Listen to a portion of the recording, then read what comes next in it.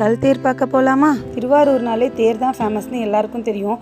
நான் இங்கே சொல்ல வர்றது ஆழித்தேர் இல்லைங்க, கல் தேர். இது எங்கே இருக்குன்னா திருவாரூர் பெரிய கோயிலோட விட்டவாசலுக்கு நேர் எதிர்க்க தான் இருக்குது இந்த கல் தேர். இந்த கல் தேர் கிபி 12ஆம் நூற்றாண்டில் விக்ரம சோழன் அப்படின்ற சோழ மன்னனால் கட்டப்பட்டது. ஆனால் இது அவரோட தேர் கிடையாது. இது மனுநீதி சோழன் அப்படின்னு சொல்லப்படுற நீதி தவறாமல் இருந்த ஒரு சோழ அரசன் நினைவாக கட்டப்பட்டது தான் இந்த கல் தேர். ஏன் அவரை நீதி தவறாத சோழ அரசன்னு சொன்னா, ஒரு நாள் மனுநீதி சோழனோட மகன் சின்ன வயசுலேயே தேர் ஓட்ட தெரியாமல் தேர் எடுத்துகிட்டு போய் ஓட்டி ஒரு கன்றுக்குட்டி மேலே ஏற்றி கொன்னுடுறாரு.